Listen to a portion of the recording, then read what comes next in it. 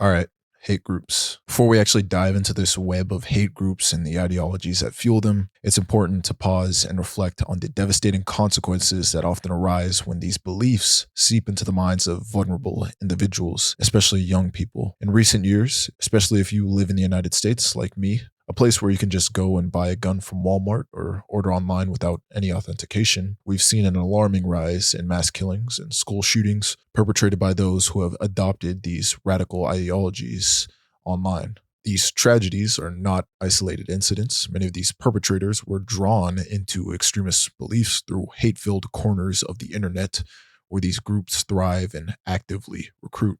Jeff Wise was a 16-year-old student who committed a tragic spree on March 21st, 2005 at the Red Lake Indian Reservation in Minnesota. After killing his grandfather, a tribal police officer, and his grandfather's girlfriend, Wise stole police weapons and drove to Red Lake Senior High School, and there he fatally shot 7 people, including a teacher, security guard, and 5 students, while injuring at least 9 others. He later exchanged gunfire with police, and after being wounded, he ended his own life. Investigations revealed that he frequented online neo-Nazi websites and forums as he expressed admiration for Adolf Hitler and Nazi ideology, signing some of his posts with neo-Nazi references. And his writings online contained racist or often hateful sentiments, and his posts there, along with some of the other writings he shared, gave insight into his extremist views along with those who supported him.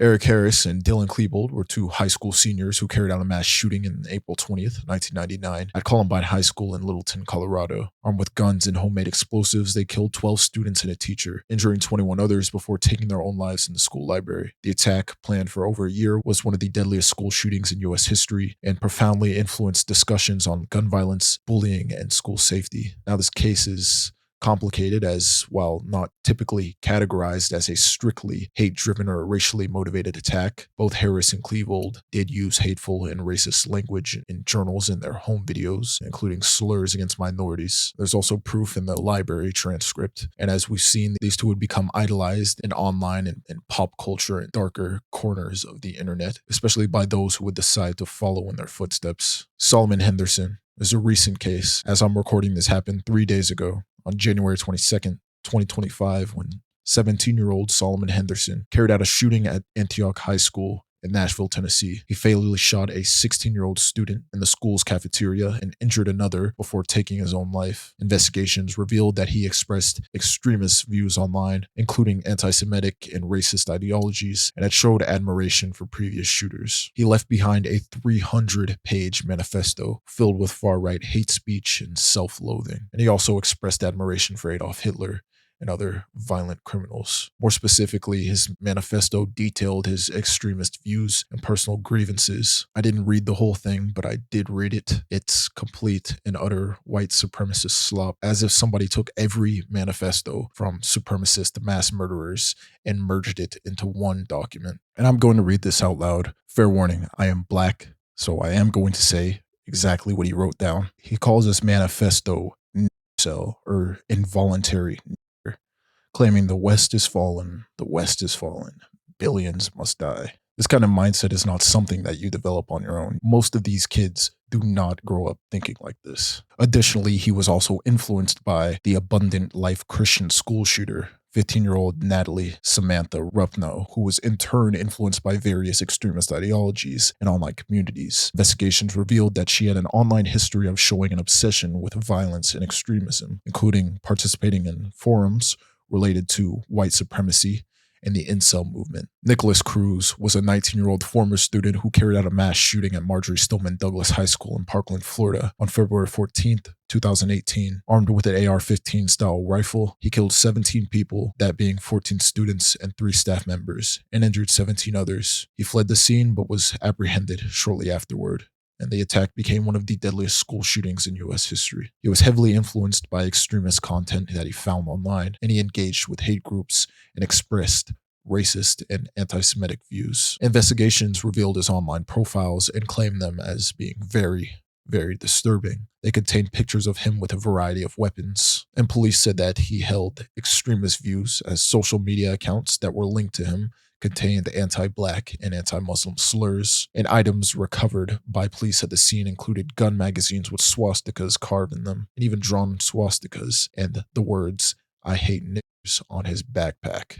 Anton London Peterson was a 21-year-old who on October 22nd, 2015 carried out a racially motivated mass stabbing at Cronin School in Trollhättan, Sweden, killing 3 people and injuring another before dying from gunshot wounds inflicted by police. He targeted the school due to its location in the neighborhood with a high immigrant population, and he even spared white students during the attack, confirming his motive being a hate crime. Dressed in black with a helmet and mask, he was initially mistaken for someone in a Halloween costume, and 2 students even took a picture with him because of it. Investigations revealed he had no criminal record, but had expressed anti-immigrant views online, supported far-right ideologies, and interacted with extremist content, including neo-Nazi and misogynistic material, as well as visiting far-right and extremist websites supporting Adolf Hitler and Nazi Germany, and joining a Facebook group that opposed immigration to Sweden. Peterson's name would also later appear in the manifesto of the 2019 Christchurch mosque shooter, who praised him and also wrote his name on a weapon that he used in the attack.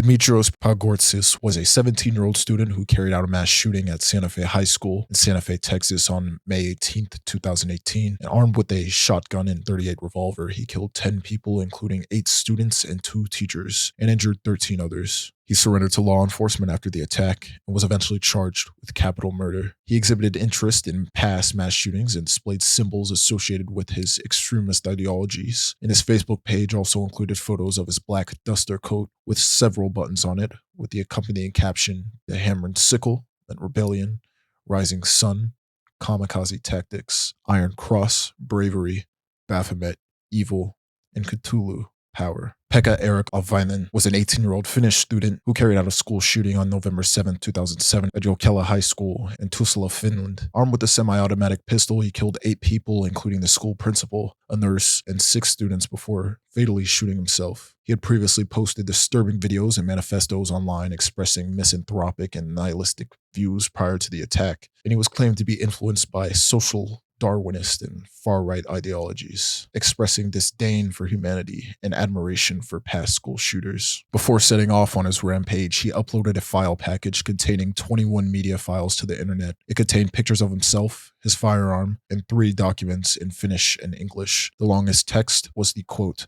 "Natural Selector's Manifesto," in which he explained his thoughts and rationale behind the shooting. He claimed to separate humans into 3 groups based on their ability to think critically, and he explained that his role as a natural selector was meant to weed out the weakest aspects of humanity.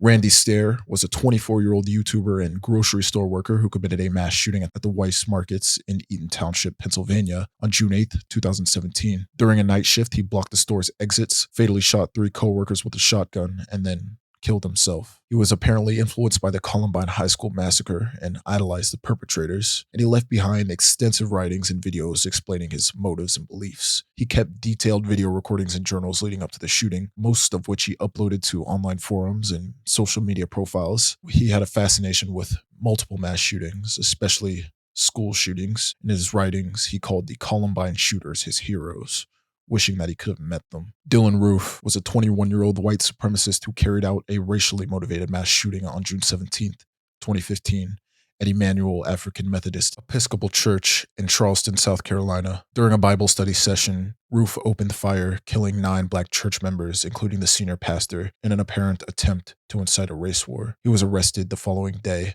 confessed the attack, and was sentenced to death in 2017. He was reportedly radicalized online and motivated by white supremacist ideology. According to friends, he frequently expressed racist beliefs, spoke of starting a civil war, and his social media presence featured Confederate and Rhodesian symbols, neo-Nazi codes like 88 and 1488, and photos of him burning an American flag and visiting historical slavery-related sites. He confessed to the attack, claiming that he intended to start a race war, and described his radicalization as beginning with his online searches about black on white crime, which in turn led him to white supremacist websites like the Council of Conservative Citizens, a website he registered in 2015. TheLastRhodesian.com included photos of him with weapons and a 2,000-word manifesto expressing his racist beliefs and justification for the attack. Anders Behring Breivik is a Norwegian far-right extremist who carried out the deadliest mass shooting in Norway's history on July 22, 2011. After detonating a bomb in Oslo's government district, killing 8 people, he traveled to Utøya Island, where he opened fire at a Labour Party youth camp, killing 69 people. most of them teenagers, and his attacks were motivated by anti-immigration and anti-Muslim ideologies. He distributed a 1,500-page manifesto titled 2083, A European Declaration of Independence. Investigations revealed that he was deeply involved in far-right and anti-Islamic online communities, including neo-Nazi forums like Stormfront and nationalist blogs like Document.no, where he posted extensively. Initially presenting himself as a counter-jihadist, he later openly embraced neo-Nazism, advocating for white separatism and a, quote, pure Nordic ideal, while blaming hate groups like Blood and Honor for his radicalization. Breton Tarrant is an Australian white supremacist who carried out the Christchurch mosque shootings on March 15, 2019 in New Zealand during Friday prayers, killing 51 people and injuring 40 others in a premeditated act of terrorism. He live-streamed the massacre and published a manifesto expressing his extremist anti-immigrant ideology. He published a manifesto titled The Great Replacement, expressing his extremist views and intentions. Investigations revealed the attacks were motivated by white nationalism, anti-immigrant sentiment, and white supremacist beliefs. He voiced support for the far-right, quote, Great Replacement conspiracy theory in the context of a white genocide, and cited Anders Behring Breivik and Dylan Roof, as well as several other right-wing terrorists as inspirations within his manifesto. The guns and magazines he used were covered in white writing, naming historical events, people, and motifs related to conflicts between Muslims and European Christians, as well as names of recent Islamic terrorist attack victims and the names of far-right attackers themselves. Tarrant told investigators that he frequented right-wing discussion boards on 4chan and 8chan, and also found YouTube to be a, quote, significant source of information and inspiration. Patrick Crucius was a 21-year-old man who committed a mass shooting on August 3rd, 2019 at a Walmart in El Paso, Texas. Armed with a semi-automatic rifle, he opened fire, killing 23 people and injuring dozens more in what he described as a racially motivated attack targeting Hispanic individuals. He had posted a manifesto online entitled The Inconvenient Truth, which he posted on 8chan shortly before the shooting, and he was apparently inspired by the Christchurch mosque shootings earlier that year, outlining grievances such as environmental degradation and the far-right Great Replacement conspiracy theory. The document also reflected anti-Hispanic and anti-immigrant sentiments, and the manifesto suggested that the shooting was intended as a deterrent for Hispanic immigration. Robert Bowers was a perpetrator of a 2018 Pittsburgh synagogue shooting, the deadliest attack on the Jewish community in U.S. history. On October 27, 2018, he entered the Tree of Life synagogue armed with multiple firearms and opened fire during Shabbat services, killing 11 worshippers and injuring 6 others, including police officers.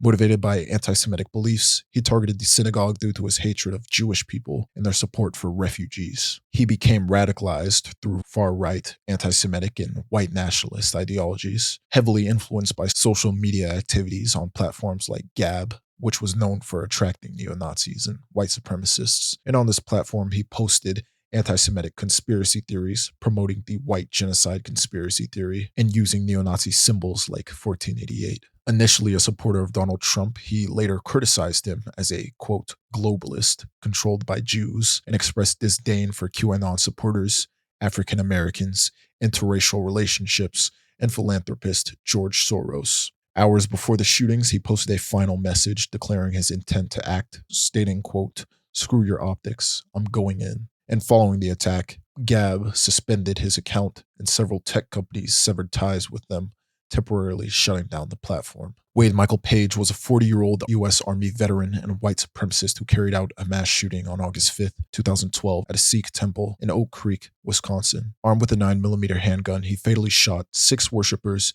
and injured 4 others, including a responding police officer. After being wounded by police, he died by a self-inflicted gunshot. He had deep ties to white supremacist and neo-Nazi groups, including membership in the Hammerskins, and he became involved in the white power music scene in 2000, playing in neo-Nazi bands. After the attack, media reports began highlighting his affiliations with these organizations. John T. Ernest was a 19-year-old man who carried out a hate-motivated shooting at the Chabad of Poway Synagogue in Poway, California on April 27, 2019. Armed with a semi-automatic rifle, he killed 1 woman and injured 3 others, including the synagogue's rabbi and an 8-year-old girl, during a Passover service. He fled the scene, but was later apprehended. And investigations revealed that he had expressed white supremacist views to classmates and family, openly admired Adolf Hitler, and praised the Christchurch mosque shooters manifesto. Weeks before the attack, classmates reported his racist statements to a professor, but no action was taken as he had not made any criminal threats. He posted an anti-Semitic and racist manifesto on the platform 8kun shortly before the attack, endorsing the white genocide conspiracy theory and citing inspirations like Adolf Hitler, Brenton Tarrant, Robert Bowers, and neo-Nazi literature. It wasn't until after the attack when it was revealed that he attempted to burn down the Dar ul Arqam Mosque in California a month earlier, leaving graffiti referencing the Christchurch shooting. Although the fire caused no injuries or significant damage. His apparent radicalization, according to prosecutors, began approximately 18 months before his attacks. Peyton Gendron was an 18-year-old who carried out a racially motivated mass shooting on May 14, 2022 at a Tops Friendly Market grocery store in Buffalo, New York. Armed with an assault rifle and wearing tactical gear, he live-streamed the attack as he killed 10 people and injured 3 others. His attack was driven by white supremacist ideologies as detailed in a manifesto that he posted online targeting a predominantly black neighborhood, and he was arrested at the scene and later pleaded guilty to state and federal charges, including domestic terrorism and hate crimes. He wrote a 180-page manifesto and maintained a 673-page online diary, both of which detailed his white supremacist, anti-Semitic, and eco-fascist beliefs, influenced heavily by the far-right Great Replacement conspiracy theory. He claimed himself that his radicalization began in May 2020 through platforms like 4chan and the Daily Stormer, and expressed admiration for mass shooters such as Brenton Tarrant, Anders Breivik, and Dylan Roof. William Atchison was a 21-year-old former student of Aztec High School in New Mexico who carried out a school shooting that left 2 students dead before committing suicide. Before the attack, he had actually been investigated by the FBI in 2016 for posting online threats about committing a mass shooting, but convinced agents that he was merely, quote, trolling, leading to the case being dropped. He had also communicated with David Samboli, who was the perpetrator of the 2016 Munich shooting, and they had both reportedly come in contact with an online group that glorified mass shooters and discussed racist and violent ideologies. Leading up to the attack, he purchased a Glock 19 pistol, visited the school for surveillance, and left a digital manifesto expressing frustration with life and his desire to die. The incident reignited discussions on school safety, gun violence, and the failures of law enforcement in preventing known threats. Elliot Rodger was a 22-year-old who carried out a violent attack on May 23, 2014 near the University of California, Santa Barbara, killing 6 people and injuring 14 others before dying of a self-inflicted gunshot wound. Investigations revealed he developed deep resentment over his lack of romantic and sexual success, which he attributed to perceived female rejection and what he saw as an unjust social hierarchy favoring other men. His frustrations turned into violent fantasies, which he detailed in a 137-page manifesto titled My Twisted World, outlining his belief that women should be stripped of all their rights and placed in concentration camps, and his plan to commit mass murder as an act of, quote, retribution. And he also uploaded a YouTube video right before his attack. It was revealed his online activities also included searches related to the Nazis, such as researching Joseph Goebbels and Heinrich Himmler, and searching topics like, did Adolf Hitler have a girlfriend? Robert Aaron Long was a 21-year-old who carried out a shooting spree at 3 massage parlors in the metropolitan Atlanta area on March 16, 2021, killing 8 people and injuring 1. He claimed his motive stemmed from a struggle with sexual addiction that conflicted with his evangelical Christian beliefs, targeting establishments where he had previously paid for sex. The shootings would become a catalyst for the Stop Asian Hate movement, highlighting concerns about violence against Asian Americans and the fetishization of Asian women. Investigations revealed that his actions were rooted in both misogyny and racism, and the Biden administration would respond by condemning the attack and advocating for the COVID-19 Hate Crimes Act, which was later passed into law. Mauricio Martinez Garcia was a 33-year-old who on May 6, 2023, committed a mass shooting at Allen Premium Outlets in Allen, Texas. He opened fire on shoppers, killing 8 people, including a 3-year-old boy, before being fatally shot by a police officer who was already on site for an unrelated call. Wearing black tactical gear with an RWDS patch, or Right Wing Death Squad, and bearing fascist tattoos, he would use an AR-15 style rifle to indiscriminately shoot at crowds. His online activity revealed a deep engagement with extremist ideology, including praise for past mass shooters, misogynistic and racist posts, and self-identification as an incel. His writings featured violent fantasies, Nazi symbolism, and a side note right before the attack. Lyndon James MacLeod was a 47-year-old who on December 27, 2021 carried out a targeted mass shooting in Denver and Lakewood, Colorado, killing 5 people and injuring 2 others before being fatally shot by police. He was a former tattoo parlor owner with extremist, misogynistic, and far-right beliefs, and his attack appeared to be premeditated as he self-published a trilogy of science fiction novels that disturbingly depicted the real-life murders he would later commit. He had gained a following in the manosphere and far-right circles for these violent, misanthropic novels, which praised white nationalist and accelerationist ideologies, and his writings were filled with threats against figures such as Ben Shapiro and Sam Harris, and eerily described the killings of his future real-life victims using their actual names and addresses. And despite warnings from a fan that had interacted with Lyndon in a private chat room and became concerned about his violent tendencies, authorities did nothing to prevent his attack. Tobias Rathjen was a 43-year-old who on February 19, 2020 carried out a far-right terrorist attack in Hanau, Germany, targeting 3 bars at a kiosk, killing 9 people and injuring 5 others before returning home to murder his mother and then commit suicide. He was an extremist who had a history of posting racist, xenophobic, and misogynistic content online, as well as delusions about a secret government surveillance conspiracy. His manifesto called for the extermination of immigrants, particularly people from the Middle East, Central Asia, Southeast Asia, and North Africa, while also expressing his frustration over his inability to form intimate relationships with women. And he even contacted the German authorities months before the attack to warn them about some supposed global mind control operation. And nevertheless, he was ignored.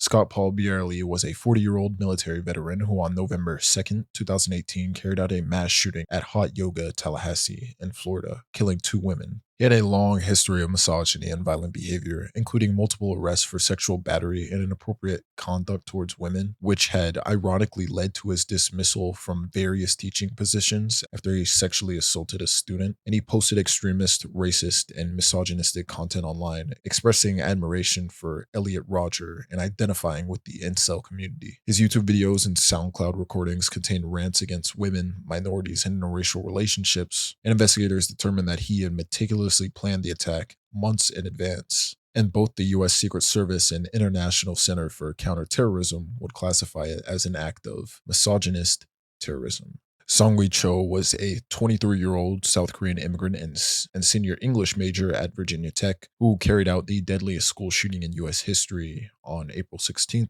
2007, killing 32 people and injuring 17 others before taking his own life. He reportedly exhibited deeply troubling behavior throughout his education, marked by social isolation, violent writings, and disturbing interactions with classmates. He idolized the Columbine shooters and had multiple encounters with campus police over harassment complaints from female students, and despite being ordered to receive outpatient mental health treatment in 2005 after a psychiatric evaluation deemed him a danger to himself, a loophole allowed him to legally purchase firearms. On the day of the shooting, he first killed 2 students in a dormitory before mailing a manifesto and videos to NBC News in which he ranted against wealth, privilege, and perceived tormentors while comparing himself to Jesus, Eric Harris, and Dylan Klebold. Investigators later found that he had practiced at a gun range and had written about mass murder in school assignments, and the shooting led to widespread scrutiny of mental health laws, gun regulations, and university security protocols. His attack, which he planned and documented in his multimedia package sent to NBC, influenced discussions on incel violence and mass shootings, while his violent writings and erratic behavior would become a case study in identifying future potential threats. Ryan Christopher Palmier was a 21-year-old who on August 26, 2023, carried out a mass shooting at a Dollar General store in Jacksonville, Florida, killing 3 people and eventually committing suicide as law enforcement arrived. Investigators found 3 manifestos on his body, confirming his intent to target Black people, as well as an AR-15 style rifle marked with a swastika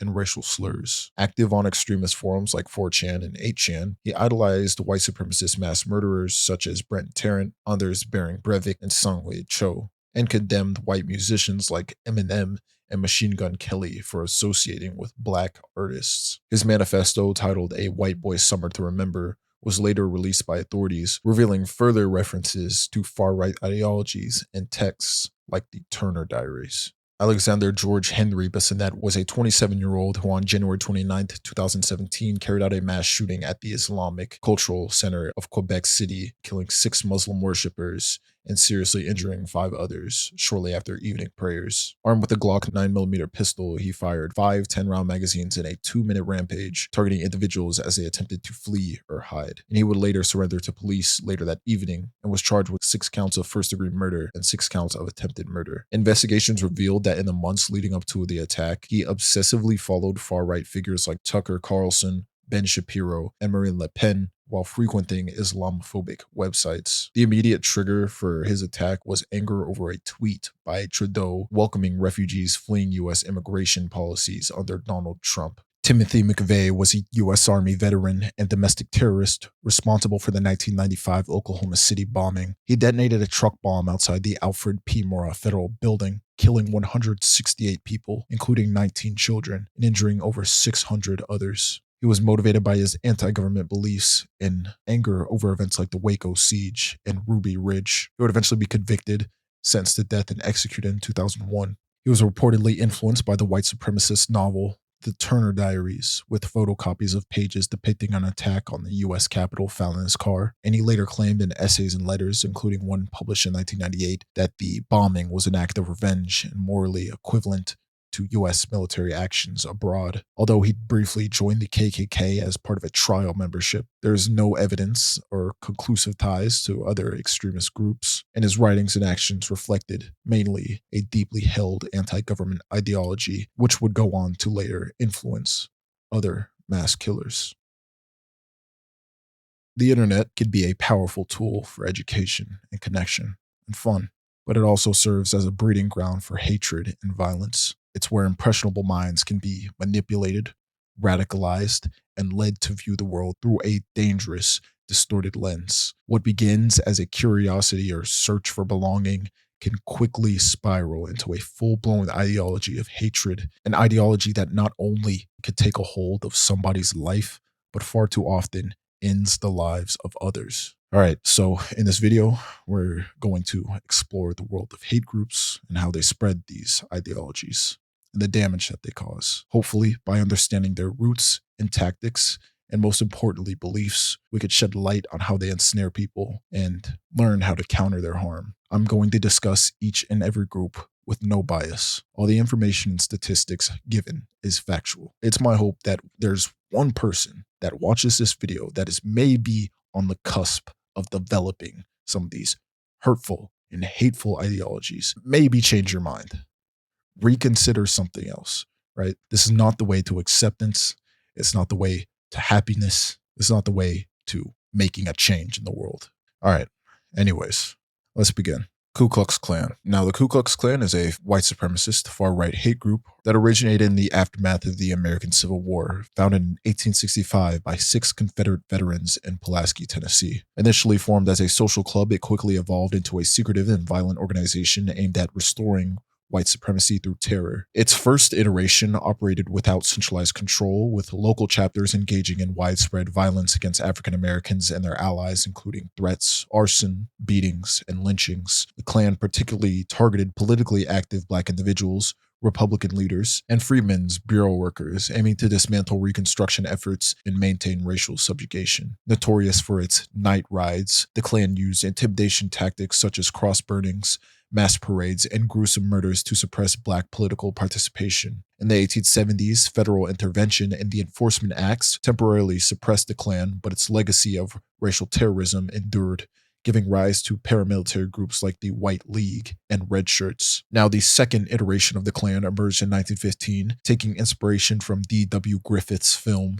The Birth of a Nation, which glorified the original or first iteration of the Klan. It incorporated cross burnings and white hooded robes as symbols of intimidation and reached a peak membership of millions during the 1920s, appealing to white Protestants across the United States. This iteration, though less overtly violent than the first, was marked by acts of terror such as kidnappings, whippings, and lynchings, particularly in areas like Dallas and Birmingham. This iteration of the Klan also targeted Catholics, Jews, and immigrants, promoting prohibition and a nativist agenda. By the late 1920s, internal corruption and high-profile scandals, such as the 1925 conviction of Indiana Grand Dragon D.C. Stevenson for the rape and murder of Madge Oberholzer, would lead to the Klan's decline. The third iteration of the Klan rose during the mid-20th century in response to the civil rights movement, engaging in brutal violence to suppress desegregation and black activism. This group was responsible for numerous atrocities, including the 1963 bombing of the 16th Street Baptist Church in Birmingham, which killed 4 black girls, and the 1964 murders of civil rights workers Cheney, Goodman, and Schwerner in Mississippi. Klan members also often collaborated with local authorities, exacerbating racial violence and impunity. In the 1980s, civil lawsuits against Klan groups, such as a $7 million judgment against the United Klans of America for the 1981 lynching of Michael Donald, would further weaken the organization. And modern iterations of the Klan are now fractured into smaller, decentralized groups, and they continue to espouse white supremacist ideologies, but have significantly declined in membership and influence.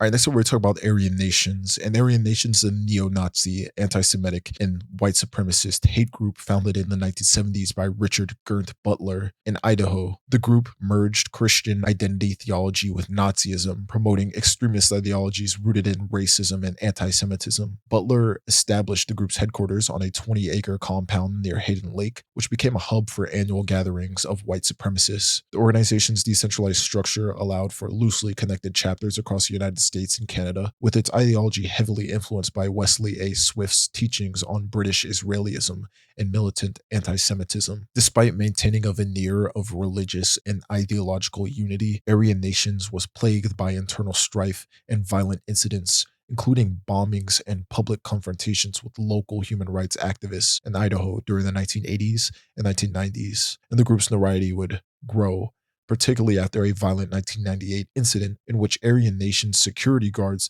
attacked Native American plaintiffs Victoria and Jason Keenan. Mistaking their car's backfire for gunfire, the guards started shooting at their vehicle, striking it multiple times, causing it to crash. The guards then held the Keenans at gunpoint and brutally beat them with rifles. This led to a lawsuit filed by the SPLC, resulting in a $6.3 million judgment that bankrupted Aryan Nations and led to the seizure and sale of their Hayden Lake compound. Over the years, the group also became associated with individuals in acts of domestic terrorism, such as Buford O. Furrow's 1999 shooting spree at the Los Angeles Jewish Community Center, which left 5 injured and included the murder of a Filipino-American postal worker, Joseph Ileto, and another member, Sean Michael Gillespie, attempted to start a race war in 2004 by throwing a Molotov cocktail at an Oklahoma synagogue, causing property damage but no casualties. Now, following the death of their founder, Butler, in 2004, Aryan Nations fractured into competing factions, with leadership disputes further weakening the group. Factions like the Holy Order of the Phineas Priesthood splintered off due to disagreements over theological purity and the inclusion of non-Christian extremist beliefs. And despite its decline, it remained linked to violent extremists and groups advocating for racial separatism, with figures like August Kreis III seeking alliances with international terrorist organizations. All right, next up, we're going to talk about The Order. And The Order, also known as the Silent Brotherhood, was a neo-Nazi terrorist group active in the United States from 1983 to 1984. Founded by Robert J. Matthews in Medellin, Washington, the group sought to overthrow what it referred to as, quote, the Zionist-occupied government, and establish a white supremacist state. Heavily inspired by the Turner Diaries, a white supremacist novel, The Order advocated for the extermination of Jews, black people, race mixers, and other perceived enemies. To fund their efforts, members engaged in a series of crimes, including armed robberies, counterfeiting, in bombings. Their most notorious act was the murder of a Jewish radio host, Alan Berg, on June 18, 1984, who was gunned down in front of his Denver home by member Bruce Pierce and accomplices as a part of a hit list targeting ideological enemies. The group also planted bombs, such as one that damaged a synagogue in Boise, Idaho, and orchestrated a theater firebombing to divert authorities during an armored car heist. However, the group's activities unraveled when member Tom Martinez would turn informant after being arrested for passing counterfeit money. The founder, Robert J. Matthews, was cornered by authorities at a Whidbey Island safe house, and following a 2-hour standoff involving machine guns, tear gas, and flares, the house erupted in flames, killing Matthews, and his death solidified his status as a martyr among white supremacists.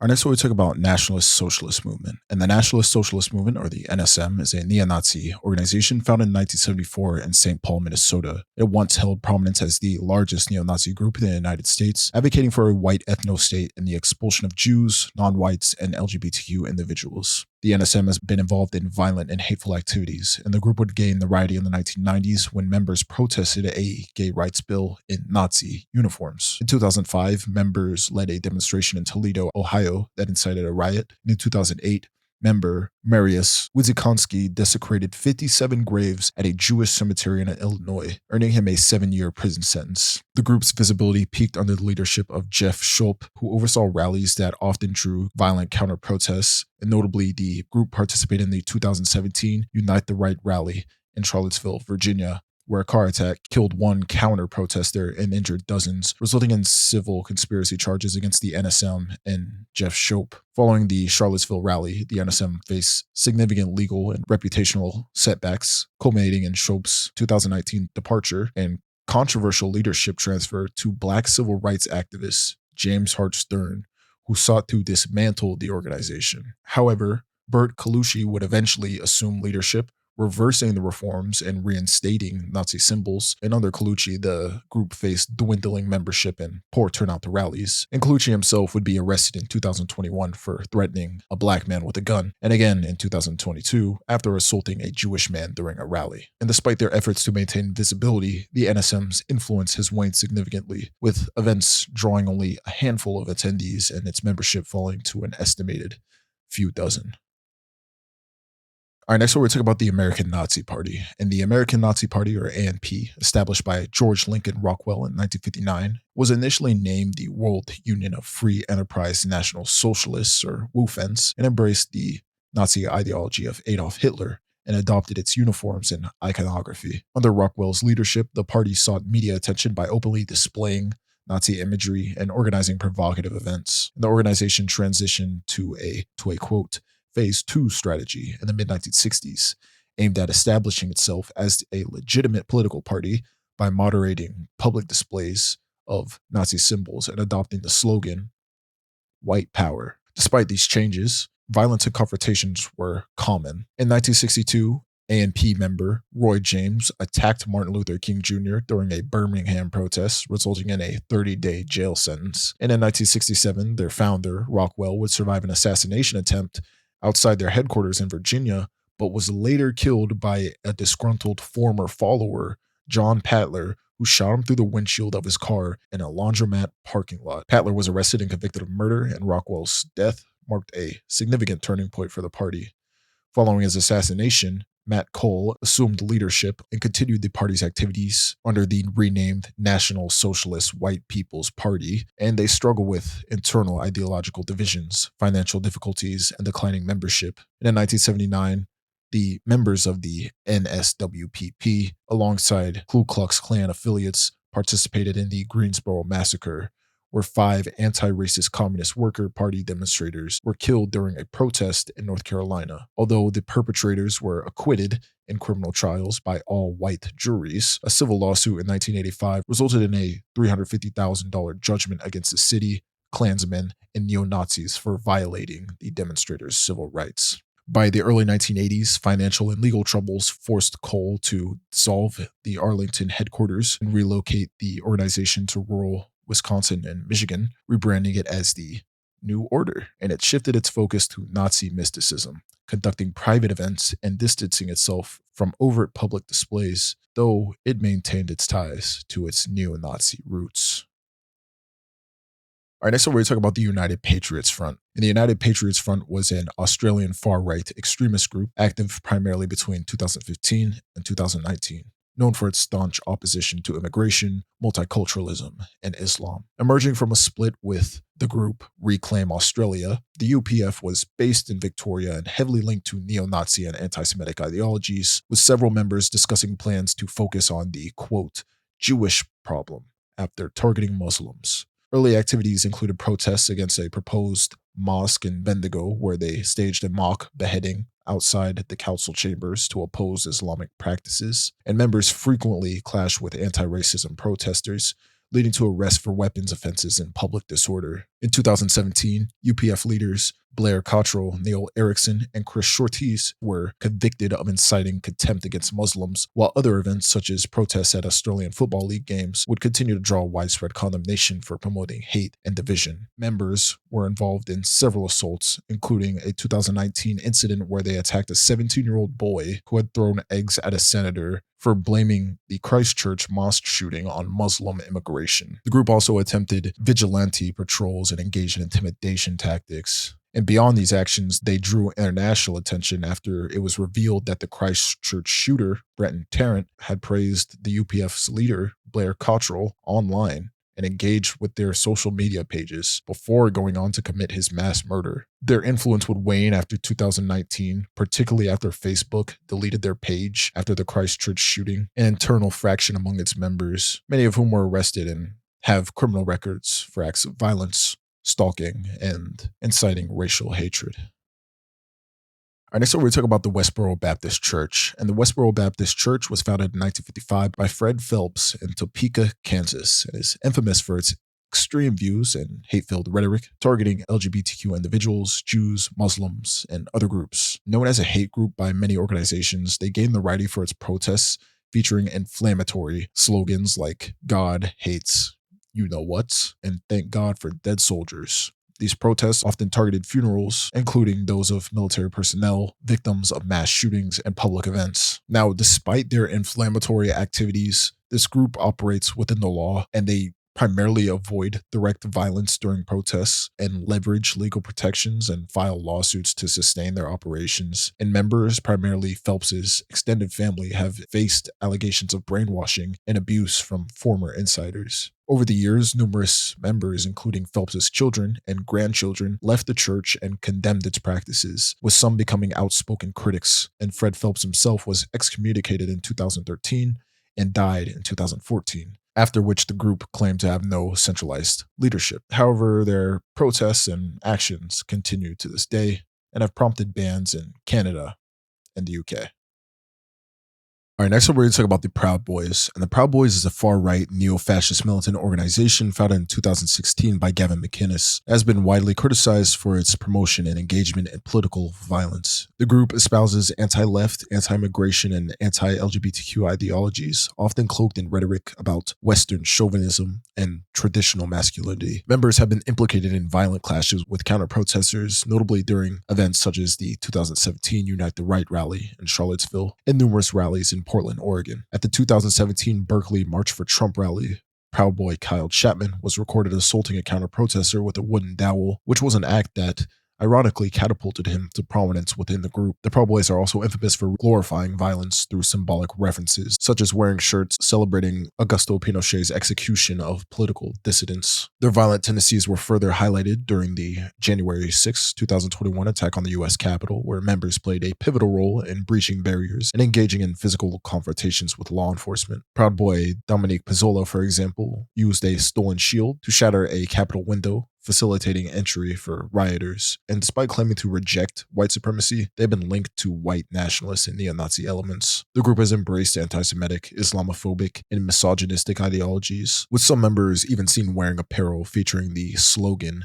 6MWE, which is short for 6 million wasn't enough, a reference to, of course, the Holocaust. The Proud Boys' participation in violence and extremism has drawn international condemnation, leading to its designation as a terrorist organization in Canada and New Zealand. In addition to their involvement in political riots, the group has engaged in targeted harassment, such as the December 2020 vandalism of historically black churches in Washington, D.C., and legal consequences for members have been severe, with several receiving lengthy prison sentences for their roles in violent incidents, including seditious conspiracy charges stemming from the Capitol attack. However, more recently, many of these people have been pardoned by President Donald Trump. All right, next up, we're going to talk about Stormfront. And Stormfront, established in 1996 by former Ku Klux Klan leader Don Black, is widely regarded as the internet's first major hate site, promoting white nationalism, neo-Nazism, anti-Semitism, Holocaust denial, and other forms of bigotry. The site, which began as an online bulletin board supporting David Suk's Senate campaign, became a hub for propagating extremist ideologies and creating a virtual community for white supremacists. Stormfront's forums encourage a sense of unity among white supremacists while attempting to sanitize its rhetoric to attract mainstream appeal. However, its underlying ideology, which glorifies racial purity and white superiority, remains deeply tied to the promotion of violence. According to a 2014 study by the SPLC, nearly 100 murders were linked to Stormfront members between 2009 and 2014. Notably, Anders Behring Breivik, a user of the site, carried out the 2011 Norway attacks, massacring 77 people. And similarly, Richard Podolsky, another Stormfront user,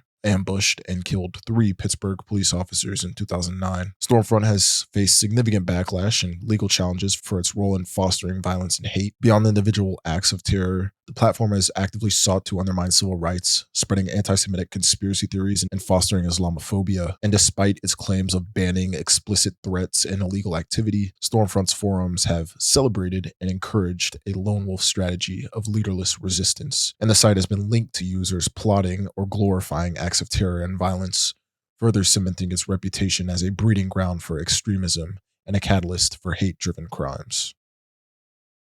All right, next up, we're going to talk about the Hammerskins. And the Hammerskins, also known as the Hammerskin Nation, is a neo-Nazi organization that emerged in Dallas, Texas in 1988. Known for promoting white power rock music, the group is one of the most prominent and well-organized white supremacist skinhead groups in the United States, with chapters in multiple countries including Canada, Germany, and Australia. Despite describing itself as leaderless, the Hammerskins actively recruit members and encourage them to join the military forces to gain combat skills for an anticipated race war. The group organizes events such as Hammerfest to honor deceased members and promote its ideology, and notably, the group's association with violence is significant, as members have been involved in harassment, assaults, and even mass shootings like the 2012 Sikh temple attack in Wisconsin, carried out by Wade Michael Page, a Hammerskin member who killed 6 people before dying by suicide. Internationally, they maintain a presence through chapters like the Southern Cross Hammerskins in Australia, which target young men at festivals and propagate anti-Asian and anti-Muslim rhetoric, and in Germany, where the group was eventually banned in September of 2023. Their activities underscore a broader commitment to fostering extremism through cultural and violent means, contributing to a legacy of racial and ethnic violence across the globe.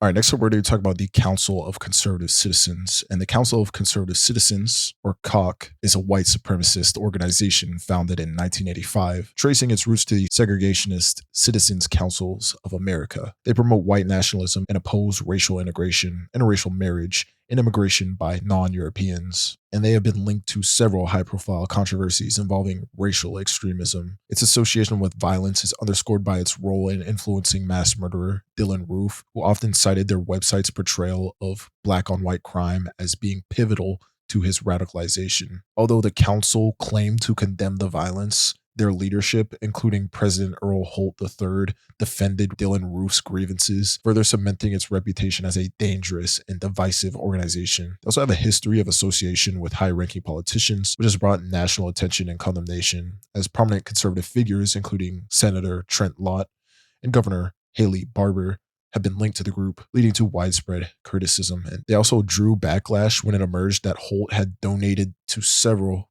Republican campaigns, including those of presidential candidates Ted Cruz and Scott Walker, as well as pro-Trump super PACs. And their publications, such as the Citizens Informer, continued to espouse its white nationalist agenda, amplifying the rhetoric that has inspired hate crimes and mass killings.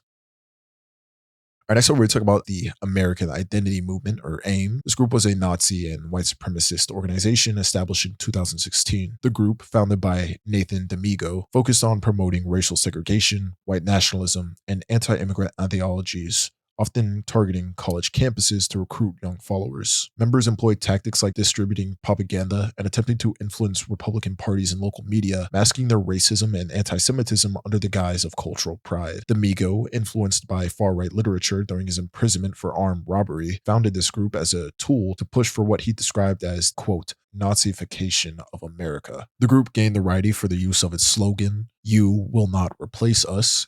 You will not replace us! You will not replace us! You will not replace us! You will not replace us! Which was a chant prominently featured during events like the 2017 Unite the Right rally in Charlottesville. And eventually footage would surface of D'Amigo punching a woman during the 2017 Berkeley protests, further highlighting the group's involvement in acts of aggression. They would rebrand as AIM in 2019 and would receive public backlash and the exposure of leaked Discord chats revealing their plans to infiltrate political and social structures. We have only come out of the shadows, which is what I was just talking about with us going on Infowars, big league politics, and so forth. But guys, it's like saying, well, we shouldn't be afraid of charging into artillery fire, right? We're not pussies, right? The goal is to win the war. How are we going to win the war if we're not, if we're just staying back here in the trenches? Well, you can charge into the artillery fire all you want, but if you're not ready to face the consequences of doing that, then you're going to pay the price. And everyone's on an individual basis, but I don't know if the fellow here has been doxxed, but you should talk to some of the people who have had rough doxes, right? You should, if you're going to come out and say these things under your real name, you should be prepared. Just that's all I'm saying. Despite the new name and aesthetic, the organization continued its white supremacist activities, including a staged disruption of a book discussion event shortly after the Poway synagogue shooting in 2019. They would eventually dissolve in November 2020 after years of declining membership and increased scrutiny, marking the end of one of the most prominent far-right organizations of the 2010s.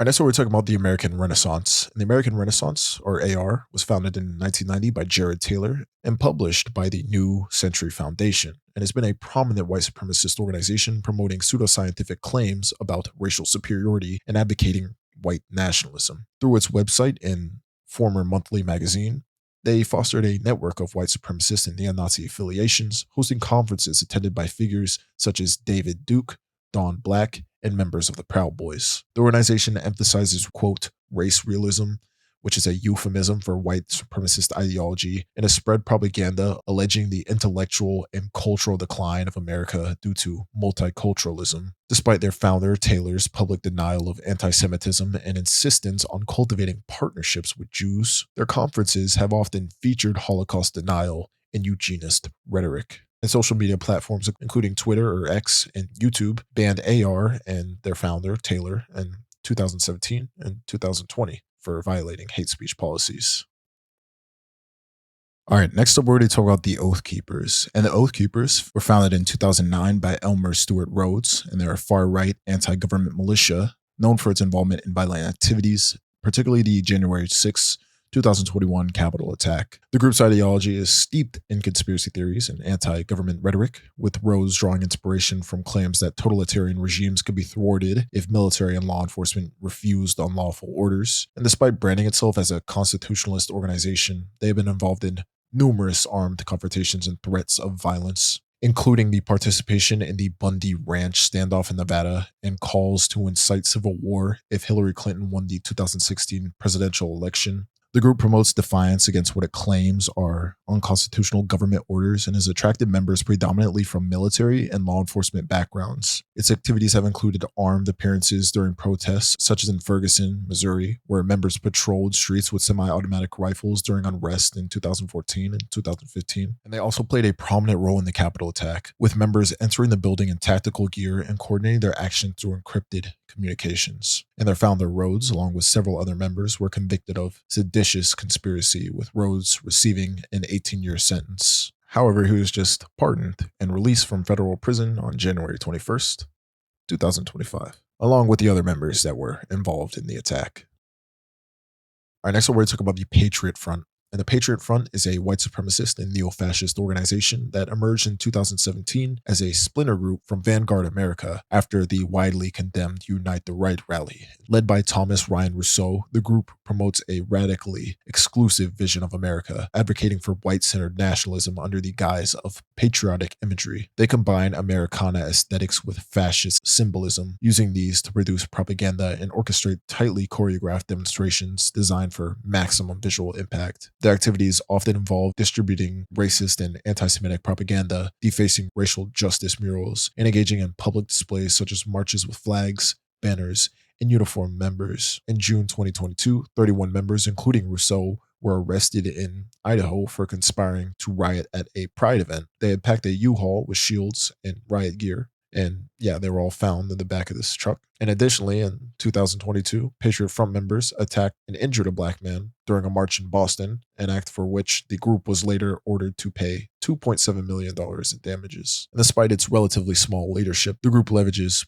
propaganda and high-profile demonstrations to amplify its influence, often disguising its hateful ideology as a form of national pride.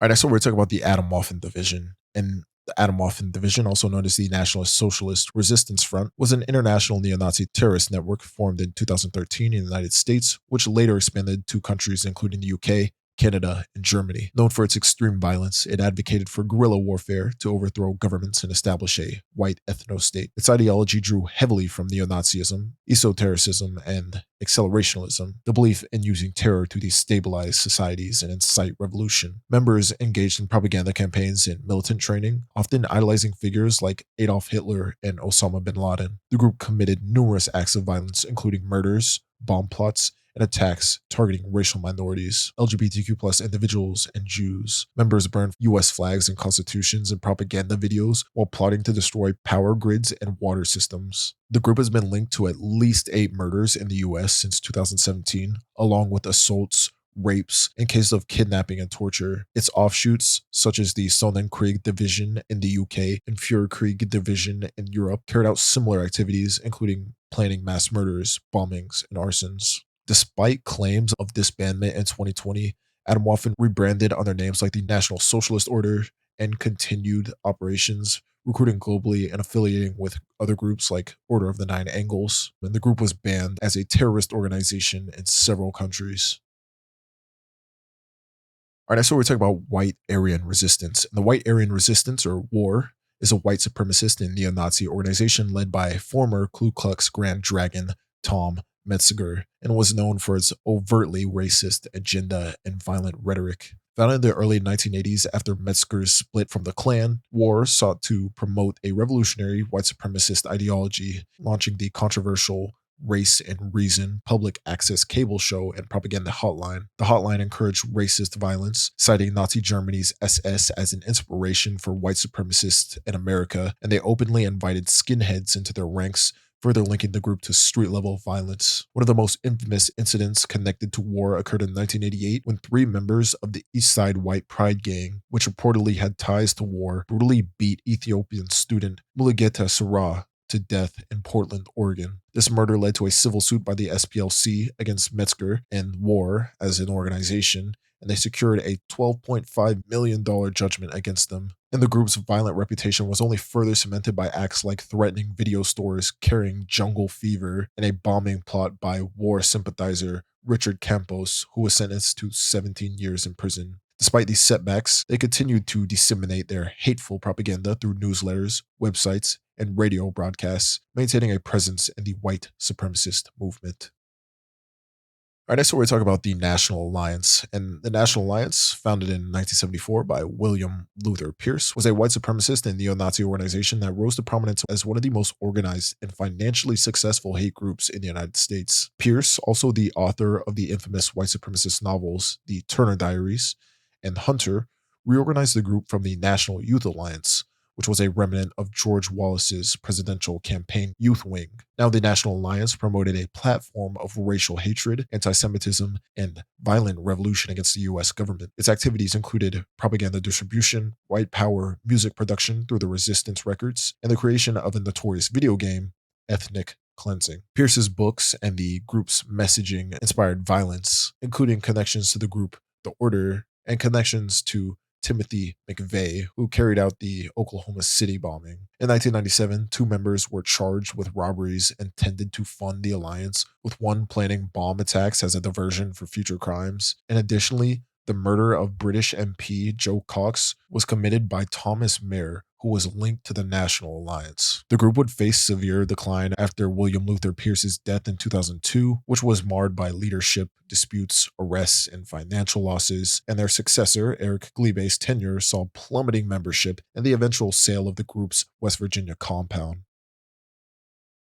All right, next up, we're talking about the League of the South. And the League of the South is a white nationalist, neo-Confederate, and white supremacist organization founded in 1994 by Michael Hill and others, headquartered in Killen, Alabama. Claiming to seek a, quote, free and independent Southern Republic, the group advocates for a society dominated by white men, rooted in what it calls, quote, Christian Anglo-Celtic Southern culture. Over time, the organization's rhetoric and activities have grown increasingly extreme, marked by open affiliations with the alt-right and neo-Nazi groups such as the National Socialist Movement and Patriot Front, and the League of the South played prominent roles in organizing the 2017 Unite the Right rally in Charlottesville, Virginia, the White Lives Matter rally in Tennessee, and other racially charged events. It is called for reparations for the Confederacy's loss during the Civil War, including compensation for the enslaved people as, quote, property destroyed by Union forces. Their leaders have openly embraced racism and anti-Semitism, with their events marked by hate speech and confrontations. And despite their initial positioning as a historical and cultural movement, they have become synonymous with organized hate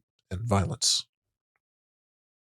All right, so we're going to talk about the Traditionalist Workers' Party. And the Traditionalist Workers' Party, or TWP, is a neo-Nazi political organization founded by Matthew Heimbach in 2013, emerging from the Traditionalist Youth Network, which promoted white separatism and white supremacist interpretation of Christianity. The TWP was a part of the Nationalist Front, which was a coalition of neo-Nazi and white nationalist groups, and became involved in organizing high-profile events such as the Unite the Right rally in Charlottesville, and the group advocated for anti-capitalist, anti-modernist, and white nationalist ideologies, aiming to establish a white ethno-state. It also aligned itself with far-right international movements and supported autocratic regimes like those of Bashar al-Assad and the Kim dynasty in North Korea. And despite claims of peaceful secessionist projects, the TWP's activities were marked by racism and anti-Semitism, including public praise for acts of white supremacist violence, such as Dylan Roof's Charleston church shooting and James Alex Field's fatal car attack in Charlottesville. The group's leadership would eventually dissolve in 2018 after Heimbach's arrest for domestic battery in Indiana. Despite its disbandment, the group left a legacy of promoting white nationalist ideology and fostering far-right extremism in the United States.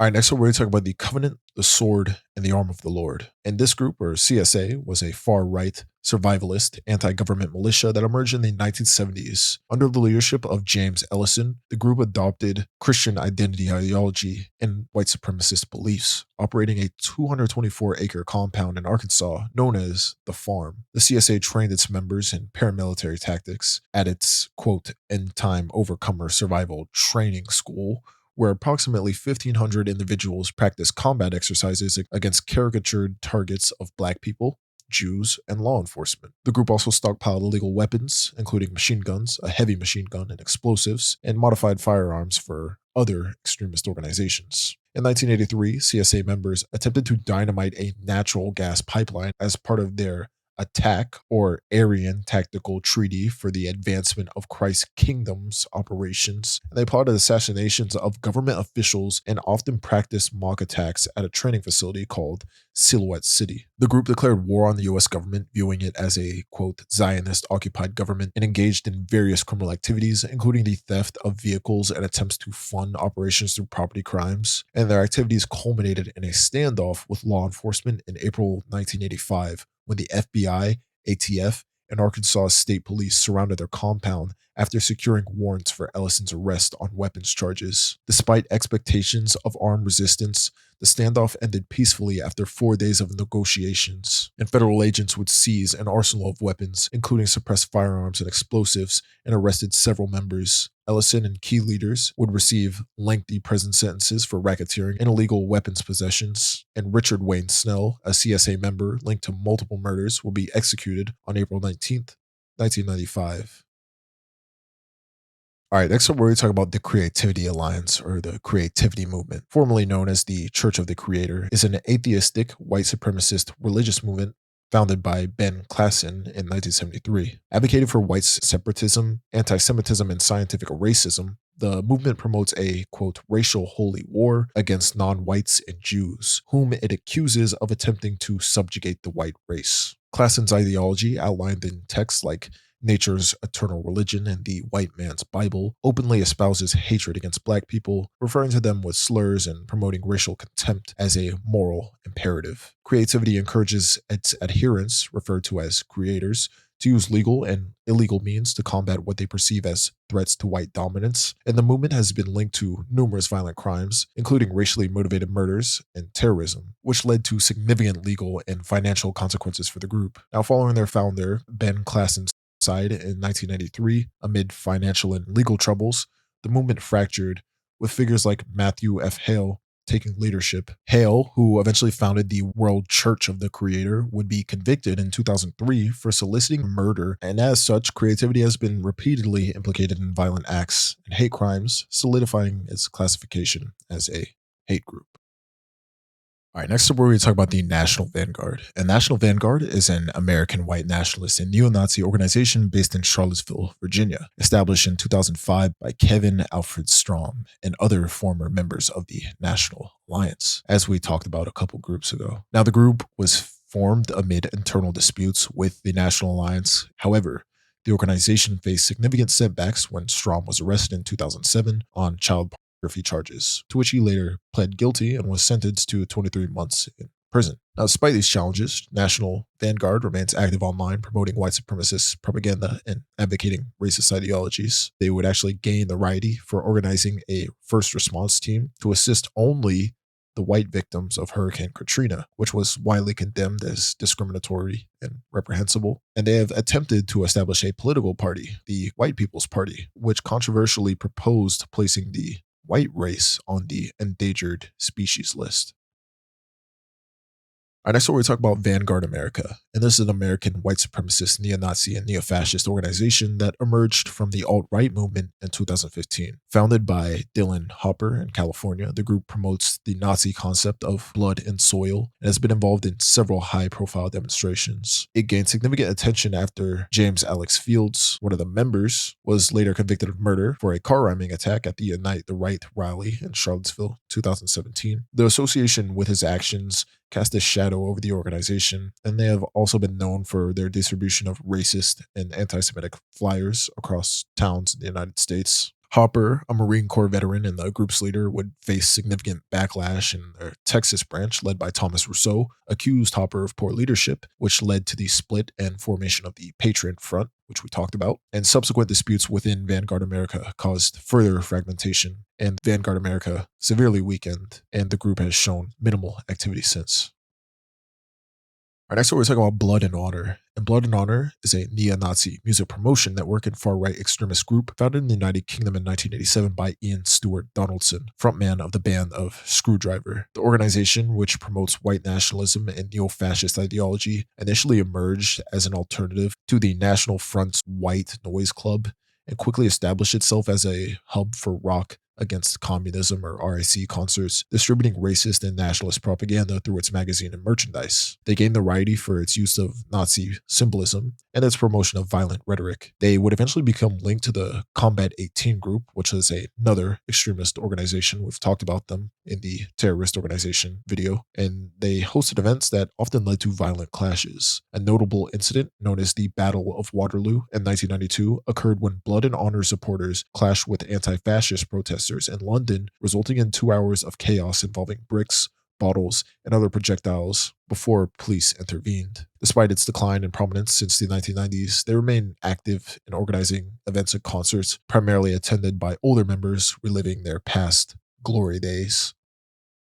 All right, next we're talking about the Daily Stormer. And the Daily Stormer is a neo-Nazi white supremacist website founded in 2013 by Andrew Anglin, notable for promoting extreme racist, misogynistic, and anti-Semitic content. It advocates for violence against non-white population, including calls for a second genocide of Jews. The site became infamous for its troll army, which coordinates harassment campaigns against individuals, particularly targeting minorities and political opponents. Among its most notable actions was the harassment of Tanya Gersh, for which England was actually ordered to pay $14 million in damages. And he was also involved in the propagation of defamation falsehoods about Dean Obedallah, resulting in another multi-million-dollar judgment. The Daily Stormer has repeatedly glorified violent acts such as the Charleston church shooting and vehicular attacks, and has encouraged its followers to commit acts of intimidation and violence. And the site's extreme content and connections to violent actions have led to widespread bans by domain registrars, web hosts, and other service providers. Despite repeated attempts to remain online through alternative platforms, including the dark web, it has faced significant opposition due to its incitement of violence and hate speech, and England's evasiveness regarding his location and use of Bitcoin donations have further complicated legal actions against him. All right, next up, we're going to talk about the National Policy Institute. And this was a white supremacist think tank and lobbying organization founded in 2005 and based in Alexandria, Virginia, led by Richard B. Spencer from 2011 until its decline. They promoted white nationalist ideology under the guise of academic commentary. Its activities included producing reports on topics like affirmative action and race, launching the Radix Journal, and hosting events like the 2016 conference in Washington, D.C., where Spencer and other speakers celebrated the election of Donald Trump while promoting anti-Semitic rhetoric. The event gained notoriety after Spencer entered his speech with Nazi salutes and cries of "Hail Trump" as attendees mirrored his gestures, promoting widespread condemnation. And the MPI faced significant backlash for its involvement in the Unite the Right rally in Charlottesville, Virginia, and a federal judge ordered the organization to pay $2.4 million to a man who was injured at the rally. Financially, they struggled with accountability, having its tax-exempt status revoked in 2017 for failing to file tax returns since 2013. It raised funds through online drives, but by 2020, it was largely inactive, and the website was defunct by 2022. All right, next we're going to talk about the New Black Panther Party. And the New Black Panther Party, or NBPP, was founded in 1989 in Dallas, Texas, and is a controversial black nationalist organization that has faced widespread criticism for its extremist rhetoric and violent incidents. Unlike its namesake, this group is not affiliated with the original Black Panther Party, and the NBPP has been denounced by surviving members of the original group who assert that it misrepresents their revolutionary ideals, focusing instead on racial hostility and anti-Semitism. The SPLC and ADL classify the NBPP as a hate group, citing its leaders' history of advocating violence, including calls for the killing of Jews and white people, and blaming the September 11th terror attacks on Jews. Malik Zulu Shabazz made public calls for racial violence, including the killing of white infants, which further cemented the group's reputation for incitement and extremism. And during the 2008 U.S. presidential election, 2 armed members were accused of intimidating voters at a Philadelphia polling station. And internally, the group has had a history of aggressive behavior towards former members of the original Black Panther Party. In 2002, the New Panthers, led by Shabazz, stormed an event celebrating the original Panthers' legacy and threatened violence against them. Similarly, in 2015, original Panther member Dhuruba bin Wahad was severely beaten by NBPP members in Atlanta after challenging their appropriation of the Black Panther name and ideology, resulting in a broken jaw and concussion. Critics, including original Panther founders like Bobby Seale and Elbert Howard, have labeled the NBPP as reactionary and thuggish, highlighting their divergence from the original party's principles of community empowerment and human liberation. All right, next up, we're talking about the Soldiers of Odin. And the Soldiers of Odin, or SOO, were founded in Kemi, Finland in October 2015 and emerged during a European migrant crisis, positioning itself as an anti-immigration vigilante group claiming to protect Finnish citizens from perceived threats posed by refugees and migrants. Despite public denials of racism, the group's founder, Mika Ranta, has well-documented ties to neo-Nazi organizations, including the Nordic Resistance Movement, and a prior conviction for a racially motivated assault. Reports have exposed rampant racism and Nazi sympathizers among its high-ranking members, and the SOO gained attention after exploiting incidents such as the New Year's Eve sexual assaults in Germany and the killing of Alexandra Messer in Sweden to stoke anti-immigrant sentiment. Internationally, the SOO established affiliates in countries such as Sweden, Norway, Canada, the United States, and Australia, with varying levels of influence and controversy. And in Norway and Sweden, many members have had ties to neo-Nazi movements and criminal records, including convictions for violent crimes and assaults on women.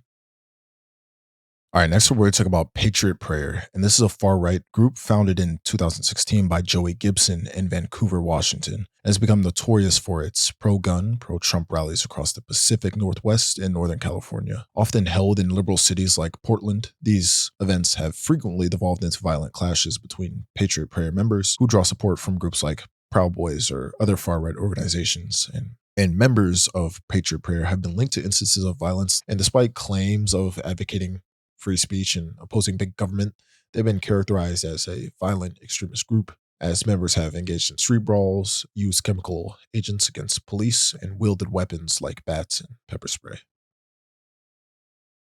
Next, we're talking about the Family Research Council. And the Family Research Council, or FRC, is an American evangelical activist group and think tank founded in 1981, and the group promotes conservative Christian values. Its agenda includes opposing LGBTQ plus rights, abortion, pornography, and divorce, while advocating for abstinence-only education and religious liberty policies. The organization has faced sharp criticism for employing pseudoscientific claims, including linking homosexuality to pedophilia and falsely asserting that children of same-sex parents suffer worse mental health outcomes. The FRC has courted controversy for lobbying against U.S. resolution condemning Uganda's anti-homosexuality bills, in which they supported Ugandan severe penalties, including the death penalty for same-sex relations. In recent years, they have been active in reshaping the future of U.S. governance through its involvement in Project 2025, which is a Heritage Foundation coalition aimed at consolidating executive power in a prospective Republican administration following the 2024 election. And the project outlines a comprehensive plan to reorganize federal agencies, eliminate policies supporting LGBTQ+ rights and climate change action, and to amplify religious exemptions. All right, next we're going to talk about the Israelite Church of God in Jesus Christ. And this group, or the ICGJC, formerly known as the Israeli Church of Universal Practical Knowledge, is a Black Hebrew Israelite organization headquartered in New York City. It claims that Black Americans, West Indians, Native Americans, and other people of color are true descendants of the 12 tribes of Israel, rejecting the Jewish identity of those traditionally recognized as such. They teach the superiority of these groups based on their interpretation of biblical scripture, holding apocalyptic views regarding the end of the world. The organization has been widely criticized for its anti-Semitic, racist, sexist, and homophobic rhetoric, including the assertion that Caucasians are Edomites, or descended from the biblical Esau, and inherently evil. Violence is embedded in their ideology, including calling for the execution of sodomites and the vilification of groups such as, quote, fraudulent Jews and Asians, who they label as enemies. And in 2018, under the leadership of Jermaine Grant, the group was charged with fraud and tax evasion after diverting over $5 million from church funds for personal luxury expenses such as designer goods and lavish trips. And yeah, that's pretty much all the groups we're going to talk about. It's around like 50. Look, there's literally hundreds more of them. At this point, it gets a little redundant. They're all pretty much the same. Either one group dislikes Black people and Jews, while another doesn't care about Jews but hates Black people and LGBTQ+, or one group just hates LGBT. Like, it's really redundant after a certain point. It's more the same, really. But, you know, it is what it is. You have the freedom to think however the hell you want, but when murders are committed based on your ideologies, it's kind of fucking ridiculous. I don't know. Yeah, it's whatever. I don't know, man. Take care of yourself, because there are people on every side of the spectrum that will hate you for no reason. Thanks for watching. I hope you enjoyed the video. And if anyone today hasn't told you this yet, I love you, bro.